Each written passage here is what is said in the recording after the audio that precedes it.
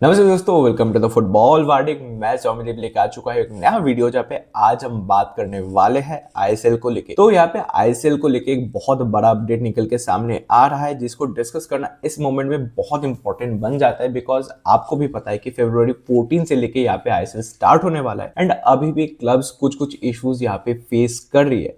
तो आपको पता है कि इंडियन फुटबॉल कौन से एक डार्क फेज से गुजर रही है एंड अभी आईएसएल स्टार्ट हो रहा है, तो ये बहुत अच्छा न्यूज है। लेकिन जिस तरीके से आईएसएल यहाँ पे स्टार्ट हो रहा है amid financial and structural uncertainty, वो क्लब्स के लिए यहाँ पे बहुत बहुत एक प्रॉब्लम क्रिएट कर रहा है, जिसके चलते उन्होंने यहाँ पे जो 14 क्लब्स है आईएसएल के, वो यहाँ पे लेटर लिखे joint secretary of the ministry of youth affairs and sports को, जहाँ पे उन्होंने रिक्वेस्ट किया कि एक 3 से 5 साल का स्टेबलाइजेशन विंडो यहाँ पे रखा जाए, जहाँ पे जो रेलीगेशन है उसको फ्रीज कर दिया जाए। एंड उसके साथ साथ यहाँ पे बहुत सारा रिक्वेस्ट किया गया है जॉइंट सेक्रेटरी को, जो हम इस वीडियो में डिस्कस करने वाले हैं। तो यहाँ पे जो 14 आईएसएल क्लब्स जिन्होंने यहाँ पे joint secretary of ministry of youth affairs and sports को लेटर लिखा है, वहां पे उन्होंने क्लियरली लिखा है कि इस सीजन का जो आईएसएल है उसको एक एक्सेप्शनल सर्कमस्टेंस के अंडर ऑर्गेनाइज किया जा रहा है, just for preventing disruption of Indian football. कोई भी नॉर्मल लीग में ऐसा सिचुएशन इंडिया जो फेस कर रही है, इंडियन फुटबॉल जो फेस कर रही है, वैसा नहीं होता है। एंड इस सीजन का आईएसएल इसलिए हो रहा है ताकि जो स्टेक होल्डर्स है उनको यहाँ पे लॉस ना हो एंड सबका यहाँ पे कुछ ना कुछ बने। एंड ये जो जैसे एक शॉर्ट पीरियड ऑफ टाइम में जैसे आईएसएल को यहाँ पे ऑर्गेनाइज किया जा रहा है, वो यहाँ पे स्ट्रक्चरल, फाइनेंशियल और ऑपरेशनल चैलेंजेस जो है वो यहाँ पे सामने ला रही है, बोथ लीग के लिए एंड क्लब के लिए। एंड यहाँ पे जो 14 आईएसएल क्लब्स है, they are wanting to help the government to bring and keep a transparent view की एक्चुअल सिचुएशन जो है वो क्या है in front of the Supreme Court of India, ताकि जो आगे का डिसीजन यहाँ पे जो कोर्ट लेने वाली है उसमें ये चीज जो ये कंसर्न्स वो यहाँ पे रिफ्लेक्ट हो। तो जब मैंने कहा कि इस वाला सीजन जो है वो एक एक्सेप्शनल सर्कमस्टेंस के अंडर ऑर्गेनाइज किया जा रहा है, कंडक्ट किया जा रहा है, एंड यहाँ पे जो क्लब्स है वो यहाँ पे बहुत सारा प्रॉब्लम्स फेस कर रही है, तो उन सब को लेके यहाँ पे हम डिस्कस करेंगे। तो यहाँ पे कॉन्टेक्स्ट देने के लिए सबसे पहली बात तो ये है कि गवर्नेंस को लेके यहाँ पे क्लियर कोई आइडिया नहीं है एंड बहुत शॉर्ट टाइम पे यहाँ पे आईएसएल कंडक्ट किया जा रहा है, तो गवर्नेंस के ऊपर यहाँ पे ज़्यादा ध्यान नहीं दिया गया। एंड नेक्स्ट सीजन के शुरुआत तक ये हो जाएगा, डिस्कशन एंड डिलिबरेशन हो जाएगा। जस्ट इस साल का आईएसएल को यहाँ पे किसी तरीके से यहाँ पे कंडक्ट किया जा रहा है, तो गवर्नेंस को यहाँ पे आगे जाके डिस्कस किया जाएगा। सेकेंड पॉइंट तो ये है कि जो फाइनेंशियल इनकम है उसको लेके यहाँ पे बहुत डाउट्स है, बिकॉज ब्रॉडकास्ट रिलेटेड रेवेन्यू और जो सेंट्रल पूल है उससे कितना अमाउंट यहाँ पे क्लब्स को मिलने वाला है वो यहाँ पे क्लियर आइडिया नहीं है। एंड इसी के चलते जो इन्वेस्टमेंट है क्लब्स की तरफ से वो यहाँ पे थोड़ा सा लिमिटेड हो रहा है एंड कॉशियस इन्वेस्टमेंट यहाँ पे किया जा रहा है, बिकॉज उनको भी पता नहीं कि कितना इनकम होने वाला है, कितना अर्न करने वाले हैं, एंड उसी के चलते जो इन्वेस्टमेंट है वो भी बहुत एक सोच समझ के लिमिटेडली लिया जा रहा है। थर्ड पॉइंट तो ये रहेगा कि स्पॉन्सरशिप, ऑफ कोर्स एक 2-3 महीने में ये लीग खत्म किया जाएगा, तो स्पॉन्सर्स इतने कम टाइम के लिए कम विजिबिलिटी को लेके इन्वेस्ट नहीं करना चाहेंगे, जिसके चलते जो क्लब्स है उनको सफ़र करना पड़ेगा, क्योंकि स्पॉन्सरशिप नहीं आएगा तो उनको पैसा कहाँ से लाएंगे, वो उनके लिए ये बहुत बड़ा एक टेंशन हो जाएगा। तो ये सारी चीज़ जो है ना ये कलेक्टिवली बहुत बहुत प्रॉब्लम क्रिएट कर रहा है क्लब के लिए, एंड इन सब चीज़ को और डिटेल में हम यहाँ पे डिस्कस करने वाले। तो जैसे मैंने कहा कि फाइनेंशियल अनसर्टेनिटी जो है वो इस साल एक बहुत बड़ा स्ट्रेस क्रिएट करेगा आईएसएल क्लब्स के लिए, क्योंकि अगेन मैंने जैसे डिस्कस किया कि ब्रॉडकास्ट रिलेटेड रेवेन्यू और कमर्शियल पूल से कितना पैसा आना है वो यहाँ पे अनसर्टेन है। तो लॉजिस्टिकल जो चैलेंजेस है, ऑपरेशनल जो चैलेंजेस है, जहाँ पे ट्रैवल हो जाए, लॉजिस्टिक्स हो जाए, रेगुलेटरी कंप्लायंस हो जाए, इन चीज़ों को मेंटेन करना, इंश्योर करना कि सही से है, ये क्लब के लिए एक बहुत बड़ा प्रॉब्लम हो चुका है।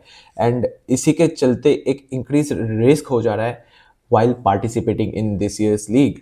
तो आईएसएल क्लब्स के द्वारा यहाँ पे सबसे बड़ा प्रॉब्लम जो फेस किया जा रहा है that is with regard to stadium access and match day infrastructure. Because आपको भी पता है कि एक मैच, एक टीम को ऑपरेट करने के लिए और एक मैच को रन करने के लिए बहुत सारा लोगों का इन्वॉल्वमेंट होना ज़रूरी है, जहाँ पे पुलिस होगा, फायर डिपार्टमेंट होने वाले हैं, जो वॉल्टियर्स है सिविक सर्विसेज के लिए वो यहाँ पे इन्वॉल्व होते हैं, एंड उसके साथ साथ यहाँ पे पिच जो है ट्रेनिंग के लिए एंड मैच के लिए वो यहाँ पे चाहिए होता है। और इंडिया में सारे जो स्टेडियम्स है, मेजॉरिटी स्टेडियम्स वो यहाँ पे गवर्नमेंट ओन्ड होता है, तो जो रेंटल्स है ना पिच मेंटेनेंस का और स्टेडियम का, वो धीरे धीरे बढ़ रहा है। तो यहाँ पे आईएसएल क्लब्स के द्वारा रिक्वेस्ट किया गया है फॉर कंसेशनल और waived access to stadium infrastructure and training pitch for the next 3 years, ताकि वो यहाँ पे जो इन्वेस्टमेंट है वो ऑपरेशन जो है with regard to the players and club operations वहाँ पे डाइवर्ट कर पाए एंड एक रिलैक्सेशन उनको मिले, जो फाइनेंशियल स्ट्रेस है वो यहाँ पे उनके ऊपर कम हो जाए।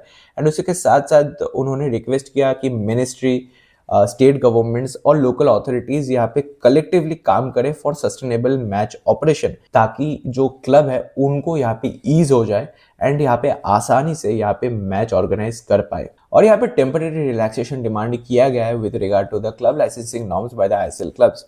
यहाँ पे उन्होंने रीएफर्म किया उनका commitment with regard to the long term licensing governance. लेकिन given the situation of Indian football, उनके लिए जो सारे रिक्वायरमेंट्स है उनको फुलफिल करना बहुत मुश्किल हो जा रहा है। जहाँ पे उन्होंने की पॉइंट्स यहाँ पे मेंशन किया, जहाँ पे पहला तो है कि टेम्पररी एग्जाम्पशन और deferment of club development program. तो ये जो प्रोग्राम है इसके अंडर जो रिक्वायरमेंट्स है, जो कंडीशंस क्लब्स को फुलफिल करना पड़ता था, उसको लेके यहाँ पे कुछ एग्जाम्पशन से डिमांड किया गया है। सेकेंड ऑफ ऑल कि जो रिलैक्सेशन है with regard to the non essential staffing mandates, उसको यहाँ पे हटाने के लिए रिक्वेस्ट किया गया है। एंड उसके साथ साथ जो एनफोर्समेंट होगा, जो फोकस रहना है, वो यहाँ पे उन्होंने क्लियरली बस player safety, medical care, competition integrity और रेगुलेटरी कंप्लायंस, इन चीज़ों में बस रखने के लिए बोला है। एंड उन्होंने ये भी रिक्वेस्ट किया मिनिस्ट्री को कि वो एडवाइस करे एआईएफएफ को इन सारी चीज़ों को कंसिडर करके डिसीजन देने के लिए, ताकि क्लब्स यहाँ पे अच्छे से ऑपरेट कर पाए। और यहाँ पे इंटरिम कमर्शियल सपोर्ट के लिए पीएसयूज को इन्वेस्ट करने के लिए रिक्वेस्ट किया जा रहा है, क्योंकि मैंने आपको कहा है कि इस सीजन, इस शॉर्ट पीरियड ऑफ टाइम के लिए स्पॉन्सरशिप आना बहुत मुश्किल है, स्पॉन्सरशिप्स मिलना बहुत बहुत डिफिकल्ट होगा आईएसएल क्लब्स के लिए। इसलिए उन्होंने डिस्कस किया एंड रिक्वेस्ट किया पीएसयूज को कि एक छोटा सा इन्वेस्टमेंट या फिर ब्रांड विजिबिलिटी, ब्रांड सपोर्ट अगर यहाँ पे आईएसएल क्लब्स को मिले पीएसयूज के द्वारा, वो बहुत इंपॉर्टेंट होगा, बहुत क्रिटिकल होगा इन क्लब्स के लिए, उनके ऑपरेशंस के लिए और फाइनेंशियल स्टेबिलिटी के लिए। बिकॉज छोटा support, even a small support, can help this ISL clubs. तो यहाँ पे एक वेवर और substantial reduction in the broadcast fee demand किया गया है आईएसएल क्लब्स के द्वारा। उन्होंने एक्नॉलेज किया है कि जो फैन एंगेजमेंट है उसके लिए लाइव टेलीकास्ट ऑफ मैचेस बहुत इंपॉर्टेंट है, लेकिन एट द सेम टाइम अगर उनको यहाँ पे ब्रॉडकास्ट फी देने के लिए मजबूर किया जाए तो वो एक फाइनेंशियल बर्डन क्रिएट करेगा क्लब के ऊपर। And not only the club, ये ब्रॉडकास्टर के ऊपर भी एक बर्डन क्रिएट करेगा। तो इसके लिए उन्होंने डिमांड किया कि एक कंप्लीट वेव ऑफ दिया जाए या फिर जो फीस है उसको यहाँ पे कम किया जाए, ताकि फाइनेंशियल बर्डन यहाँ पे कम हो और जो फिजिबिलिटी है मैच को टेलीकास्ट करने के लिए वो यहाँ पे अच्छे से हो पाए।